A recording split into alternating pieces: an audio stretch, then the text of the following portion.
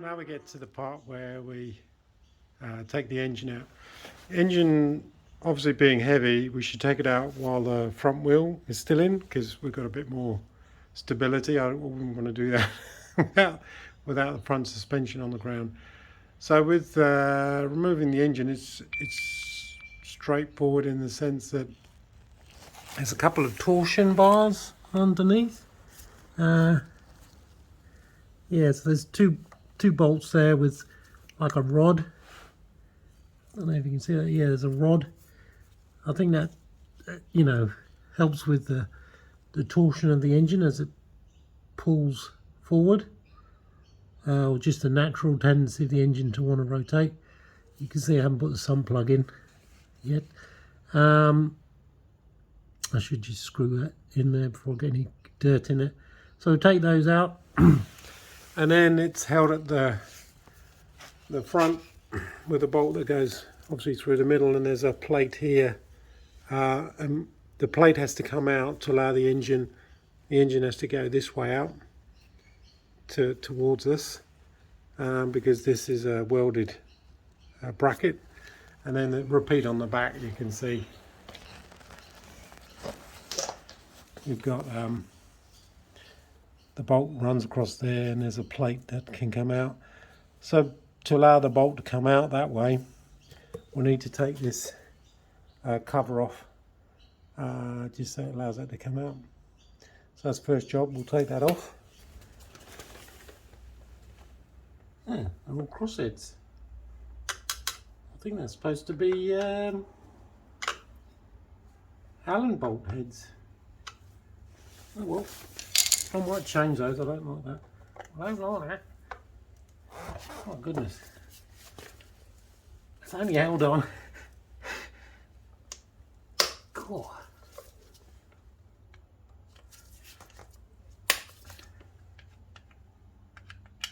Still need to get that JIS screwdriver.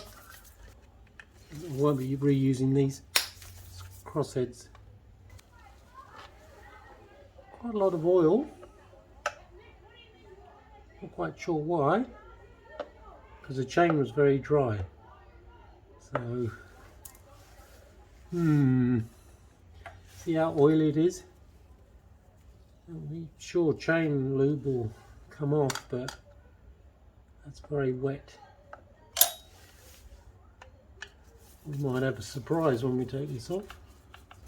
Note the different lengths. Yeah, this just comes off like that.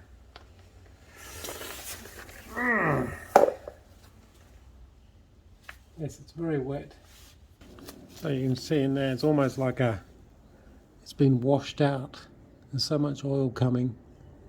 It could be that this seal's gone, which is a shame. I didn't really want to split the cases. We may revisit this, see how bad it is. I don't want to, if we start splitting cases, splitting the cranks. Sure, it probably needs to be done. Like a lot of the crank seals in there are probably old, and it's recommended that you don't start up old bikes without replacing the seals. But the fact that we got it running and it was okay, I'm gonna risk it and just give it a wash, thorough wash, and then we can double check that either the seal, where we can find out where the oil's coming from. So we'll give it a good clean, reassemble it, get it running, get it regoed on the road, and then we'll revisit it if it starts making a mess. So that's the cover. The sprocket, looking at the logo, it's the same logo as the rear sprocket. Again, it's in very good condition. It's hardly used. You can see the original marks. There's no wear at all. That's fine. There's no hooking, so we can reuse that. Can't see. Let's just count. 1, 2, 3, 14, 15, 16 tooth. Sounds about right. It's all the 16 or 17. So that's a 16 tooth. And in fact, if you look down here, that's the neutral switch, I think. As you get into neutral, there's a switch in there which, you know, triggers the green light up there. It's been overdone, sadly. It's cracked. It's possible that this is actually leaking, so that's an easy fix. Well, say relatively easy fix. Shame that they're snapped. It's been overdone up, tightened up too much. Anyway, back to the job now, and we've got to take this bolt out and the torsion bolts underneath.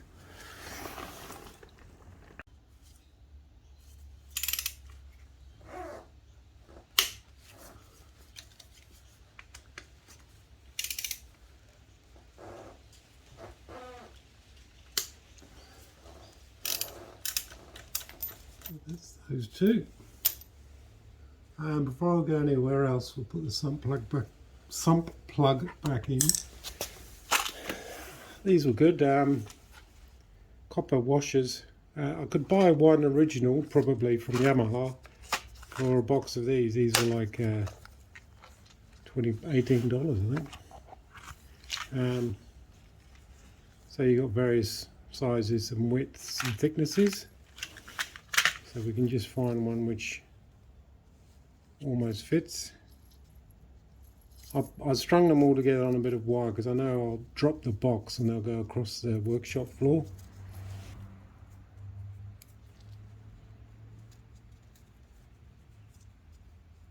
Yeah, it's not too bad. I mean, it'd be nicer if it was slightly wider, but hey, it's only holding oil back.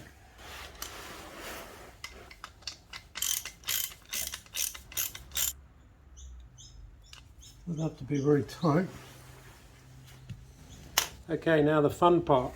So that's my little engine trolley, just so we can wheel it around the garage. I've loosened everything up so it's finger tight. The torsion bolts are out. I've got a bit of a rag here just to sort of try and protect a bit of the paintwork or whatever. I mean, when we put it back in, we'll have to do this differently so we don't chip everything, all the nice paintwork. But for the time being, we'll just take out the front and rear, and then you can watch me struggle on my own to get this out. So I'm just going to remove the front plate.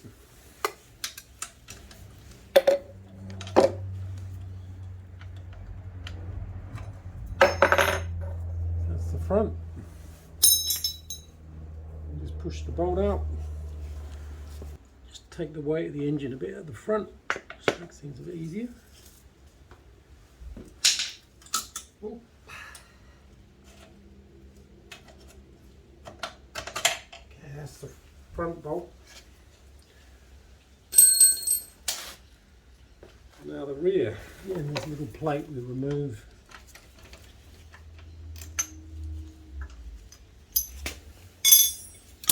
And repeat, we just take the weight of the engine.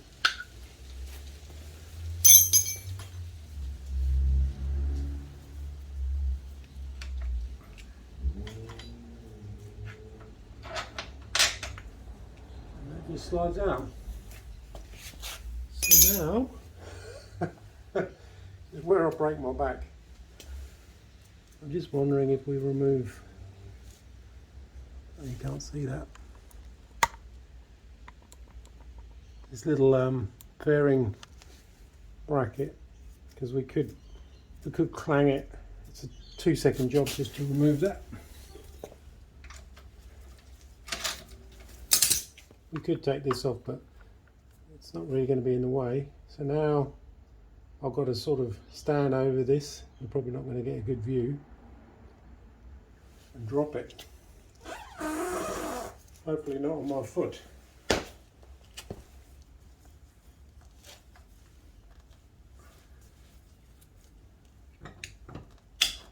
Hang on. Catching.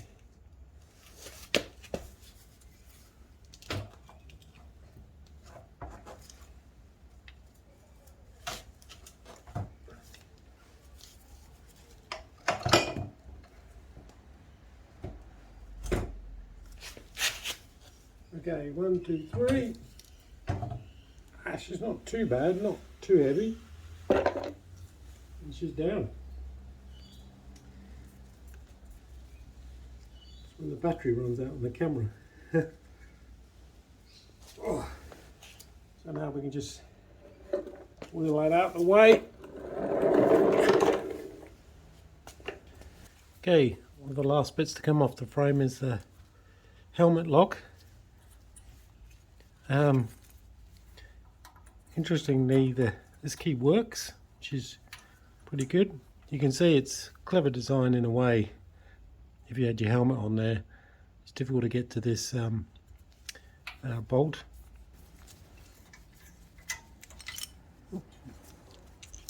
Cool. That's almost the last bit, so now we can work on the front suspension. Up next, brakes. So again, we'll try and keep everything together as much as we can, so we don't lose it. So we'll try and disassemble this and just pull the whole unit off. It's pretty straightforward, this is. Whoa.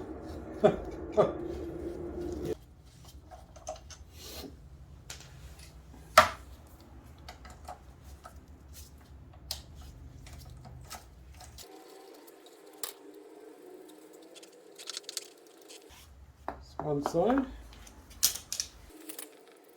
Now we'll just disconnect the brake manifold, I suppose. There's just one bolt, so we'll keep it all together still.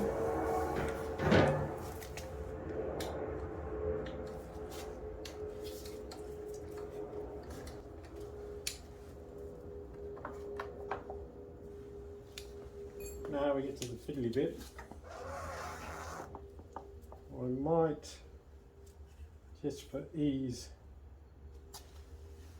undo the top connection because it just winds around the fork tube.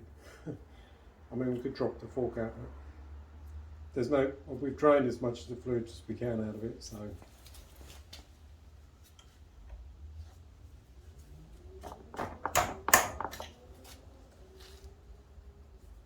You might still get some brake fluid come out.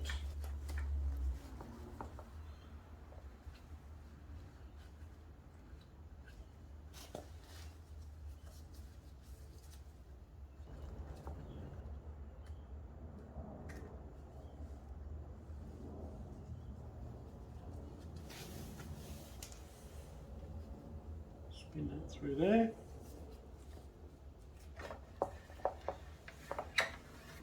Drop the brakes away. Just tie a bit of cloth through there just to keep any crap from coming out or going in. Poke it through. Just tie the knot.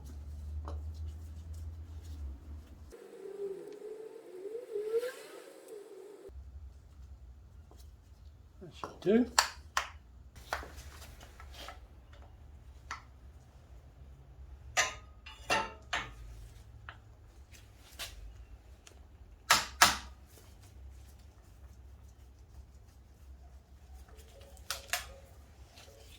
There's obviously a location bolt, so you set the position of your handlebar properly.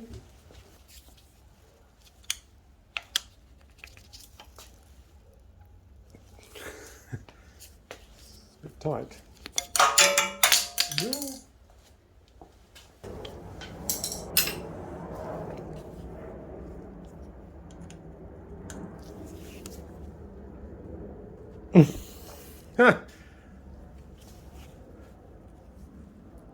Nah.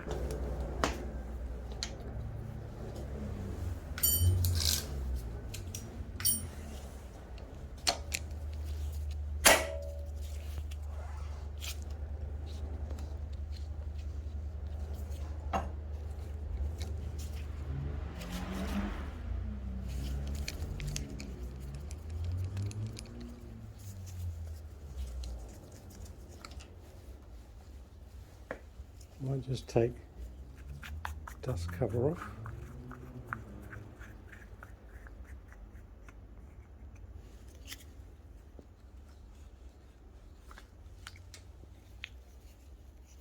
You can see the now what would that be? Compression.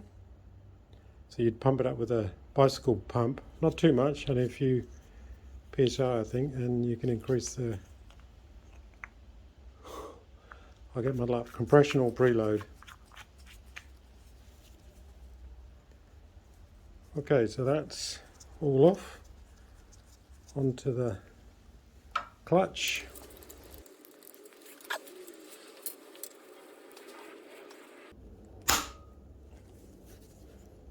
Phew.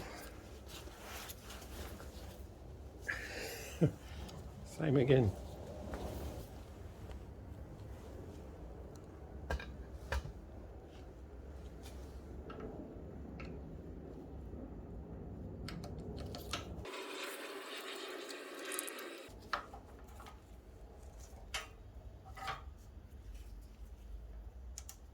Okay, we're getting to the pointy end, I suppose, of the dismantling section. So as we're going to drop the front on now, we need something just to prop up the front. These are very old axle stands might come in handy. Just a bit short. We need a bit of wood in there just so we can lift up the front. But what we'll do is, I think we'll take off the steering, the top triple clamp, pop that off first while it's on the ground so it's a bit more stable, and then just start loosening up all the bolts. Drop the loosen everything up I think, drop the wheel out, take the mudguard off, then we can drop the suspension off. Okay, that says to me the top of the chrome fork is 17mm.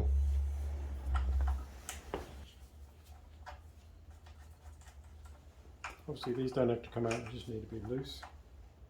And then we get this off.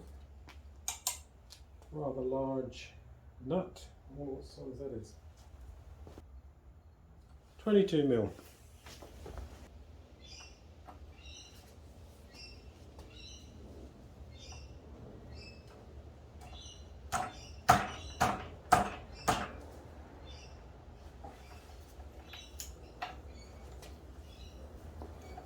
So now this top yoke should come off easily. Just have a wiggle. Oh, look at that. Perfect.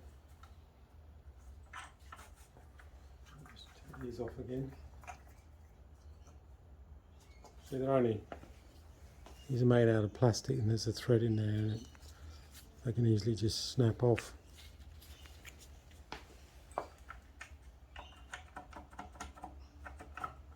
Wiggle, there we go, she's off. We're going to have to replace the ignition barrel because it works, but it's pretty rooted. Probably had a screwdriver in there a couple of times. Okay, that's that. We'll undo. Next up, we'll just loosen these off.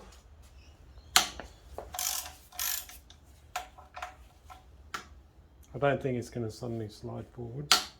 Okay, nice and loose. Yep. Let's see if we can take the mud guard off. Now sometimes mud guards won't come off. As in, you try and pull them up and there's not enough room. You have to drop the wheel out, but we'll see if it comes off.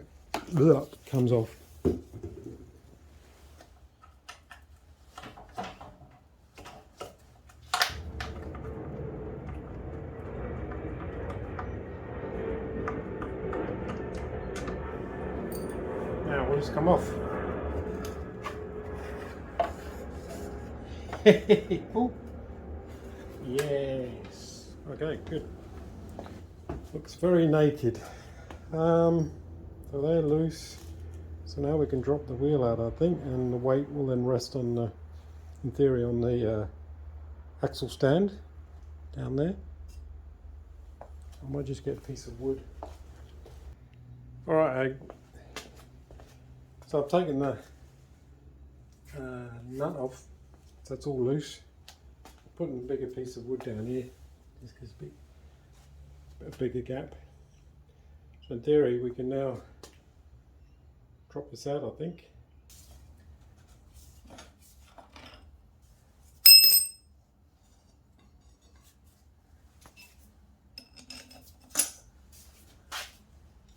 Feels quite stable. We'll move this out the way.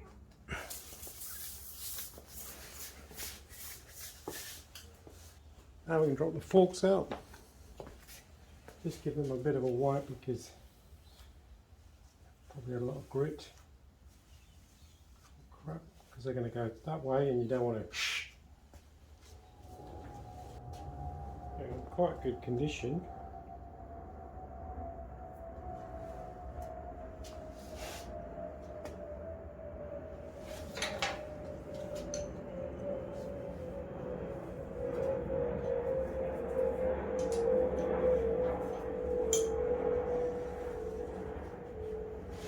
There's one.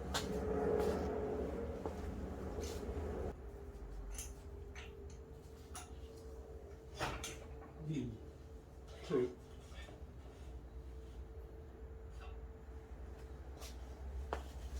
Just a steering column to come out. Feels okay. It's not. Doesn't feel notchy. And there's no play that I can feel.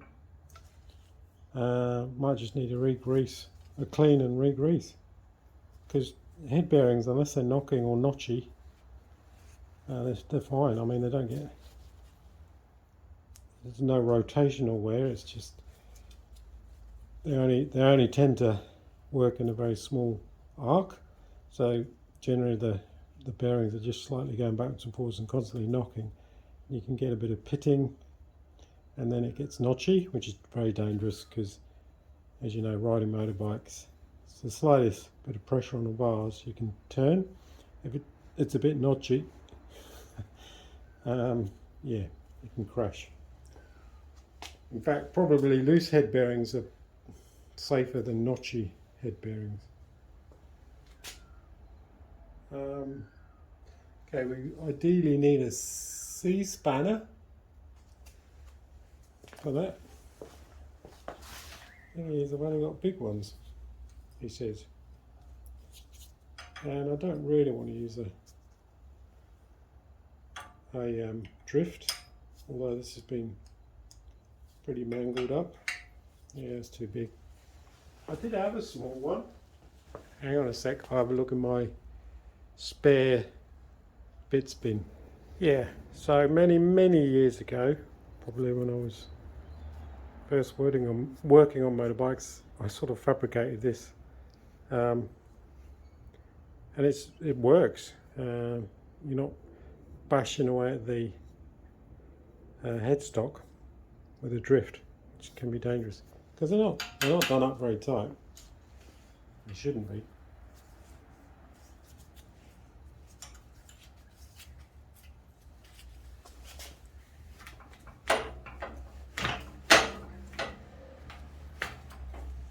Yeah, it's almost finger tight. But let's buy a proper one.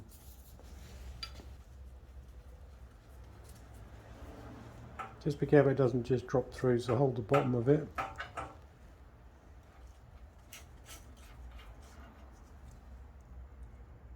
Oh, okay, it's not a taper roller bearing.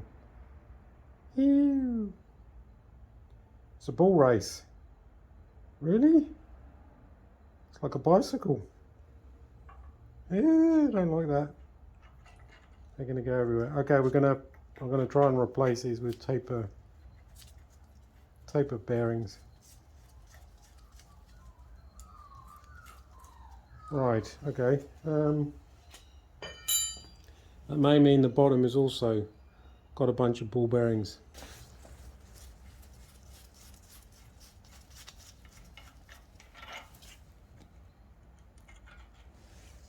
So you can see they're there. all the ball bearings. They run around in a race.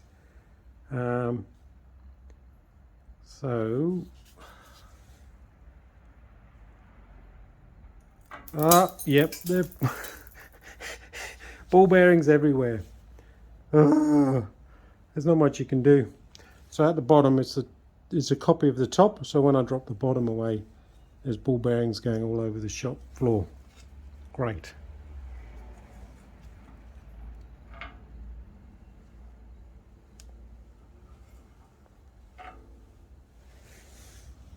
So you can see they should be held in with grease. It's pretty dry. Anyway, hopefully we can put taper roller. There'll be a fitment for taper roller bearings. Let's get a magnet.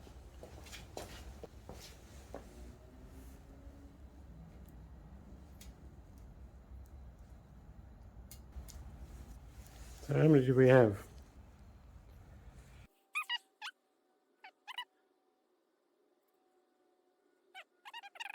19.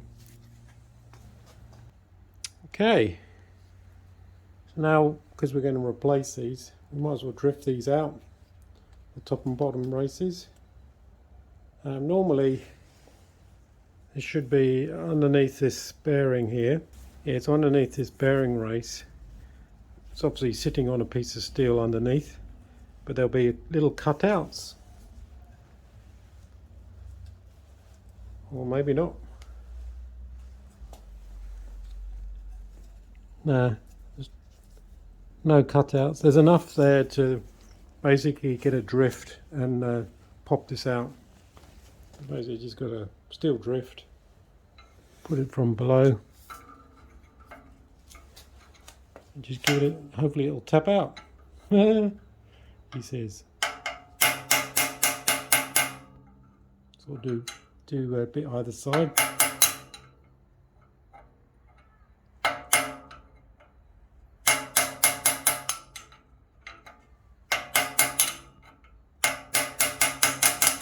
There it goes. Not much.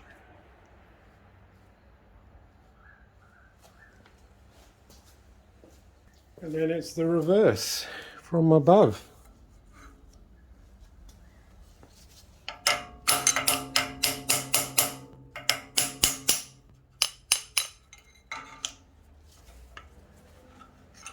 Yep, got it. She's out, pretty easy. All right, everything is off the frame now. One last thing we can do though is just take the compliance plate off. So in Australia we have these compliance plates, noise passing various regulations. Without that you're not going to get it back on the road.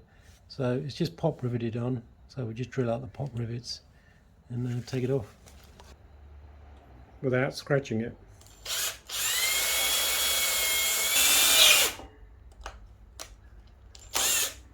One. Oops, wrong way.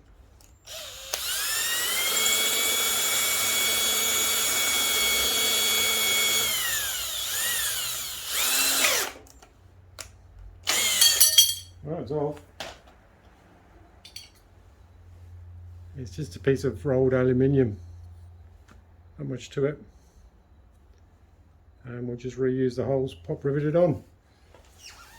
Just a quick video really for my reference, so I can understand how this all goes back together.